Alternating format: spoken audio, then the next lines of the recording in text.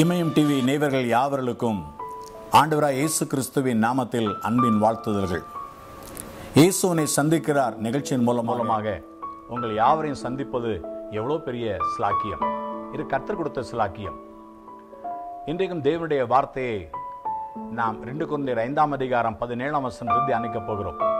ஒருவன் கிறிஸ்துவுக்குள் இருந்தால் புது சிருஷ்டியாக இருக்கிறான், பழையவில் ஒளிந்து போயின, எல்லாம் புதிதாயின. ஆம், ஆண்டவராய் இயேசு கிறிஸ்துவுக்குள் தான் ஒரு மனுஷனுடைய வாழ்க்கை புதிதாய் மாறுகிறது. If any man is in Christ he is a new creature and all the old things are passed away, all the things becoming new. இன்றைக்கு யாக்கோபு என்ற மனிதனுடைய வாழ்க்கையை கர்த்தர் எப்படி மாற்றினார் என்று தியானிக்கப் போகிறோம்.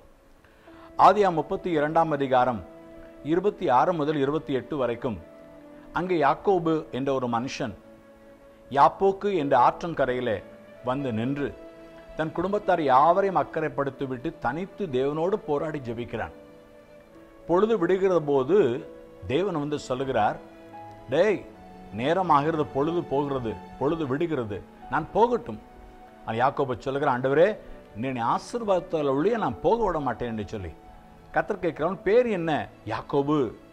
இனி உன் பேர் யாக்கோபு என்னப்படாமல் இஸ்ரவேல் என்னப்படும், நீ தேவனோடும் மனுஷரோடும் போராடி மேற்கொண்டாயே என்று சொல்லுகிறார். அன்று தேவன் பெயரை கேட்கும் பொழுது யாக்கோபு உண்மையான பெயரை சொல்கிறான் என்று சொன்னால் தன் பாவங்கள் எல்லாம் அறிக்கையிடுகிறான். இதுவரைக்கும் அவன் அநேகரை ஏமாற்றினான், அப்பாவை ஏமாற்றினான், அண்ணனை ஏமாற்றினான். ஆனால் இன்றோ தேவன் கேட்கும் பொழுது, ஆமா ஆண்டவரே, உண்மையில் நான் ஏமாற்றுகிற யாக்கோபு தான் என்று சொன்ன உடனே கர்த்தருடைய வாழ்க்கையை மாற்றி விடுகிறான். A personal visitation with God will transform your life. தேவனோட தனிப்பட்ட சந்திப்பானது யாக்கோபு இஸ்ரவேலாய் மாற்றினது. இரண்டாவது, இங்கே இன்னொரு ஆசீர்வாதத்தை பார்க்கிறோம். மறுபடியும் அவன் சொல்லுகிறான், ஆண்டவரே, உடைய நாமம் என்ன? அப்பொழுது கர்த்தர் நாமத்தை கேட்பானே என்று சொல்லி அங்கே அவனை ஆசீர்வதித்தான் பார்க்கிறோம். நாமத்தை கேட்டு அவனுக்கு என்ன ஆசீர்வாதம் கொடுத்திருப்பார்? இதுவரைக்கும் தேவன் ஆபிரகாமின் தேவன், ஈசாக்கின் தேவன் என்று அழைக்கப்படுவதில் பிரியப்பட்டார், பெருமைப்பட்டார். இந்த அந்த பெயரோடு கூட யாக்கோபின் பெயரை இணைத்து விட்டார். அவர் என்ன சொல்லுகிறார்? சொல்லாமல் சொல்லுகிறார், இனி என்னுடைய பெயர் யாக்கோபின் தேவன் என்று அழைக்கப்படும் என்று சொல்லி. இந்த வார்த்தைகளை கேட்கிற அருமையான சகோதரனே, சகோதரியே, நீ இந்த ஆண்டவராய் இயேசு கிறிஸ்துவை ஏற்றுக்கொள்கிறாய் அல்லவா? இந்த இயேசுவை சந்திக்கிறார் இந்த நிகழ்ச்சியின் மூலமாக.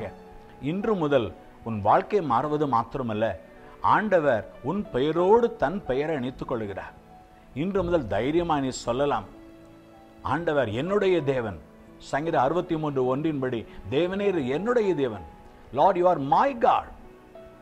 ஆபிரகாமிய தேவன், ஈசாக்கின் தேவன், யாக்கோபு என்று சொல்லப்பட்டவர்.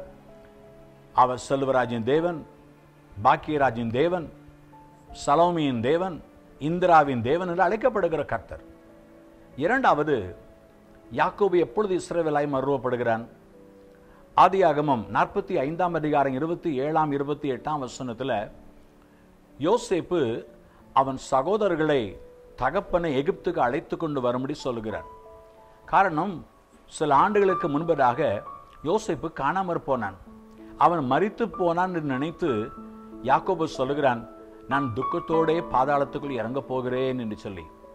ஆனால் யோசேப்பின் சகோதரர்கள் போய் யோசேப்பை உயிரோடு பார்த்து, அதோடு கூட யோசேப்பு எகிப்தின் அதிபதியாக இருக்கிறான் என்ற செய்தியை கேட்ட உடனே அதை வந்து சொல்லுகிறார்கள். வேதம் சொல்லுகிறது, யோசேப்பின் வார்த்தைகளையும் அவன் அனுப்பின வண்டிகளையும் பார்த்தவுடனே யாக்கோபின் ஆவி உயிர்த்தது.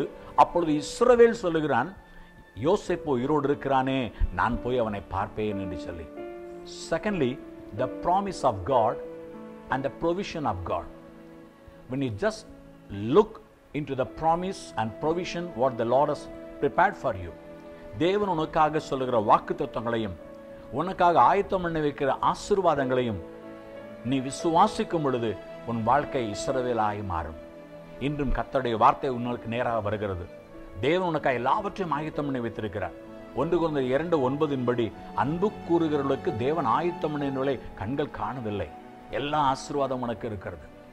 மூன்றாவது, எப்பொழுது யாக்கோபு இஸ்ரவேலாய் மாறுகிறான்?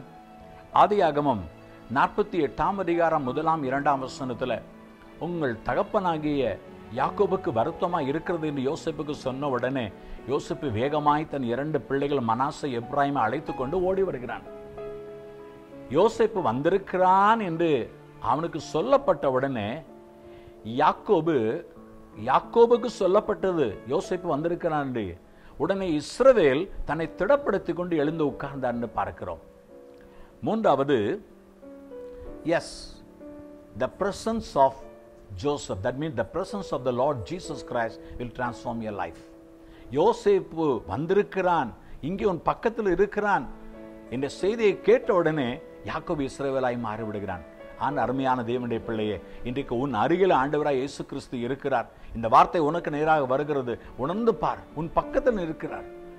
அவருடைய பிரசன்னம் உன் வாழ்க்கையை மாற்றிவிடும். அடுத்ததாக யாக்கோபு கேட்கிறான், இவர்கள் யார்? ஐயா ஆண்டவர், அப்பா, இது எனக்கு கர்த்தர் கொடுத்த பிள்ளைகள் மனாசே எப்ராயிம். அவர்களை ஆசீர்வதிக்கும் பொழுதெல்லாம் ஆதியாம் 48ஆம் அதிகாரம் 10ஆம் வசனம், 11ஆம் வசனம், 14ஆம் வசனம் கேட்டது யாக்கோபு. ஆனால் ஆசீர்வாதம் கூறும் பொழுது இஸ்ரவேல் அவர்களை ஆசீர்வதிக்கிறான். ஆம், தேவனுடைய ஆசீர்வாதத்தின் வாக்கு தத்தங்களை நீ வாயினால் அறிக்கை பண்ணும் பொழுது, when you confess the promises and the provision of God, your life will be transformed. And fourthly, நான்காவதாக ஆதியா 49ஆம் அதிகாரம் 1ஆம் 2ஆம் வசனத்தில் யாக்கோபு தன் எல்லா குமாரர்களையும் தன் பக்கத்தில் அழைத்து சொல்கிறான், என் குமாரரே வாருங்கள், கடைசி நாட்களிலே உங்களுக்கு சம்பவிக்க போகிறேன், சொல்ல போகிறேன் என்று சொல்கிறான். அழைத்து கொண்டு வந்த பிறகு சொல்லுகிறான், யாக்கோபு குமாரரே என்று சொல்லிவிட்டு இஸ்ரவேலுக்கு செவி கொடுங்கள் என்று சொல்கிறான். ஆம், தேவனுடைய தீர்க்கதரிசன வார்த்தைகளை இப்பொழுது யாக்கோபு பேச போகிறான். அப்பொழுது யாக்கோபு இஸ்ரவேலாய் மாறிவிடுகிறான். The prophetic words of God will transform your life. இந்த தீர்க்கதரிசன வார்த்தைகள் யாக்கோபு இஸ்ரவேலாய் மாற்றிவிட்டது பாருங்கள். இந்த நிகழ்ச்சியின் மூலமாக தேவனுடைய தீர்க்கதரிசன வார்த்தைகள் உனக்கு நேராக வருகிறது. இன்றைக்கு கர்த்தர் உன்னை யாக்கோபாய் எத்தனாய் இருந்த உன்னை இஸ்ரவேலாய் மாற்றுகிறார். அவனை சந்திக்க வந்திருக்கிறார். யாக்கோபு இருந்த உனக்காக தேவன் வாக்குத்தத்தங்களையும் எல்லா ஆசீர்வாதங்களையும் ஆயத்தம் பண்ணி வைத்திருக்கிறார். அதை விசுவாசத்தோடு ஏற்றுக்கொள். உன் அருகிலே கர்த்தர் வந்து நிற்கிறார். அவருடைய பிரசன்னத்தை உணர்ந்து பார். எல்லாவற்றுக்கும் மேலாக உன் வருங்காலத்தை குறித்து கர்த்தர் தம் கையில வைத்திருக்கிறார். ஏசாயா 45:11 படி, வரும் காரியங்களை என்னிடத்தில் கேளுங்கள், என் பிள்ளைகளை குறித்தும் என் காரங்களின் கிரிகளை குறித்தும் எனக்கு கட்டளையிடுங்கள் கர்த்தர் சொல்லி இருக்கிறாரே. ஒரு வாலிபன் இவ்விதமாக சொன்னான், I don't know how my future will be, but I know who holds my future. ஆம், அருமையான சகோதரனே சகோதரியே, உன் எதிர்காலம் கர்த்தருடைய கரத்தில் இருக்கிறது. நீ அவரை நோக்கி பார், அவர் உன்னை வழிநடத்துவார். இந்த நாளில் கூட நான் உங்களுக்காக ஜெபிக்க போகிறேன். கண்களை மூடி ஜெபிப்போமா? அப்பா பிதாவே, உமக்கு நன்றி செலுத்துகிறோம். இதோ இந்த இயேசு உன்னை சந்திக்கிறார் நிகழ்ச்சியின் மூலமாக உம்முடைய வார்த்தையை கேட்கிற ஒவ்வொரு தெய்வ பிள்ளையுடன் பேசியிருக்கிறீர். உமக்கு நன்றி செலுத்துகிறோம் ஆண்டவரே. தகப்பனே, உமக்கு நன்றி செலுத்துகிறோம். இப்பொழுது இந்த கால வேளையில உம்முடைய பிள்ளைகளை தொடுவீராக. இதுவரைக்கும் வாழ்க்கை எப்பேற்பட்ட வாழ்க்கையா இருந்தாலும், பாவமான வாழ்க்கையா இருந்தாலும், சாபமான வாழ்க்கையா இருந்தாலும், இயேசுவின் நாமத்தில் எல்லா பாவங்களும் சாபங்களும் நீங்கி போவதாக. அவர்கள் இதுவரைக்கும் எத்தனை அழைக்கப்பட்டவர்கள் இனி இஸ்ரவேல் ராஜகுமாரன் ராஜகுமாரத்தி என்று அழைக்கப்படுவார்களாக. இவர்களை ராஜாக்களாய் மாற்றியிருக்கிற உமக்கு ஸ்தோத்திரம் ஆண்டவரே. உம்முடைய வாக்கு தத்தங்களை விசுவாசித்து வந்திருக்கிறாங்க. இன்று முதலுடைய வாழ்க்கை ஆசீர்வதிக்கப்பட்ட வாழ்க்கையா இருப்பதாக. மெய்யாகவே ஆசீர்வதிப்பதே உமக்கு பிரியம். பிள்ளைகளை ஆசீர்வதியும் ஆண்டவரே. உம்முடைய பிரசன்னம் அவருடைய நம்பிக்கை இன்மையை மாற்றட்டும் ஆண்டவரே. படுக்கையில வியாதியாய் கிடக்கிற ஒவ்வொரு பக்கத்துல நீ நிற்கிறீர் ஆண்டவரே. இப்படி அவருடைய தொடுவீராக. அவருடைய வியாதி படுக்கையில அவருடைய படுக்கை முழுதும் மாற்றிப்படுவீராக. ஒரு அற்புதம் இப்பொழுதே நடக்கட்டும் ஆவியானவரே, நடக்கட்டும் அப்பா. அவருடைய வருங்காலத்து குறித்து எல்லா பாரங்களையும் கவலையும் நீக்கி விடுவீராக. நான் நேற்றும் இன்றும் என்றும் மாறாத கர்த்தர், இன்று உன்னோடு கூட இருக்கின்ற வாக்குப்படுப்பீராக. அவர்களை பலப்படுத்தும், சாட்சியா நிறுத்தும். இயேசுவின் நாமத்தில் ஜெபிக்கிறோம் பிதாவே. ஆமென், ஆமென். கர்த்தர் உங்களை ஆசீர்வதிப்பாராக. ஆமென். அன்பு சகோதரனே சகோதரி, இன்றைக்கு தேவன் கொடுத்த வார்த்தைகள் மெய்யாக உங்களுடைய வாழ்க்கையில் ஆசீர்வாதத்தை கொண்டு வந்திருக்கும் நிச்சயமா நம்புகிறோம். உங்களுக்கு எந்த ஜப குறிப்பு இருந்தாலும், எந்த ஜப வேண்டுதல் இருந்தாலும், தேவையில் இருந்தாலும் தைரியமாய் எங்களோடு கூட தொடர்பு கொள்ளுங்கள். நாங்கள் உங்களுக்காக எப்பொழுது 24 மணி நேரம் ஜெபிக்க ஆயத்தமாக இருக்கிறோம். மும்பையில் பெத்தேல் பெந்தகோஸ்தே சபை என்கிற அருமையான சபை தாராவியில காமராஜ் ஹைஸ்கூலின் பின்புறம் உள்ளது. இந்த சபையில் எப்பொழுது வேணும் உங்களுக்கு ஜெபம் ஏறெடுக்கப்படும். ஒவ்வொரு ஞாயிற்றுக்கிழமையும் காலை 7:30 மணி, காலை 10 மணிக்கு 2 ஆராதனைகள் உண்டு. மாலை 7 மணிக்கு விசேஷித்த ஆராதனை உண்டு. செவ்வாய் வெள்ளிக்கிழமைகளில் மதியம் 1 மணி, இரவு 7 மணிக்கு விசேஷித்த கூட்டங்கள் உண்டு. உங்களை அன்போடு எதிர்பார்க்கிறோம், அன்போடு வரவேற்கிறோம். கர்த்தர் உங்கள் வாழ்க்கையை ஆசீர்வதிப்பாராக. ஆமென்.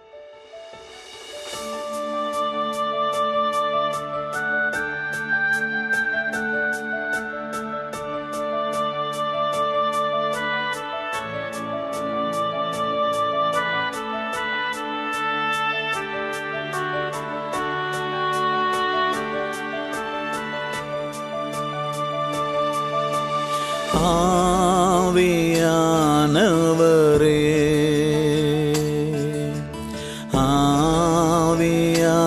ஆவியானவரே,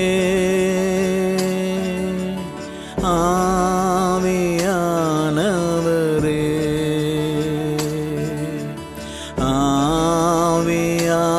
ஆவியானவரே,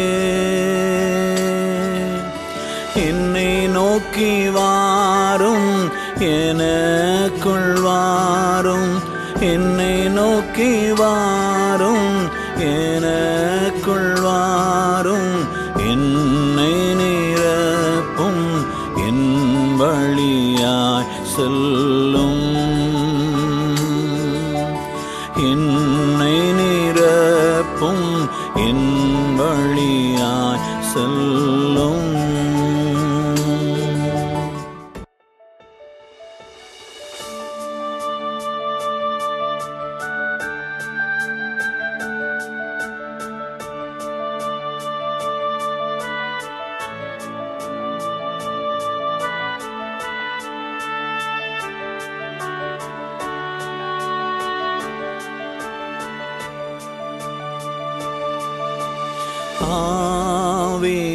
ஆவியானவரே,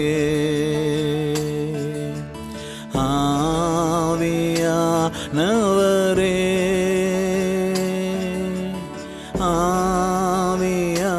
ஆவியானவரே,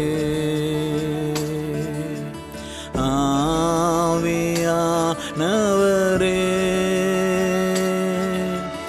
என்னை நோக்கி வாரும், எனக்குள் வாரும், என்னை நோக்கி வாரும், எனக்குள் வாரும், என்னை நிரப்பும், என் வழியாய் செல்லும், என்னை நிரப்பும், என் வழியாய் செல்லும்.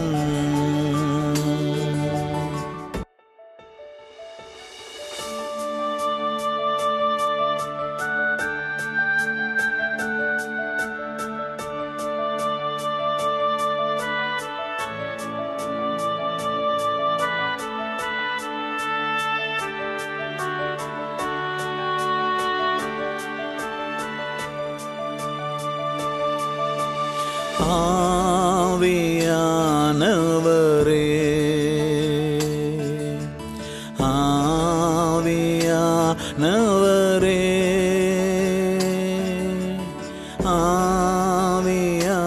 ஆவியானவரே,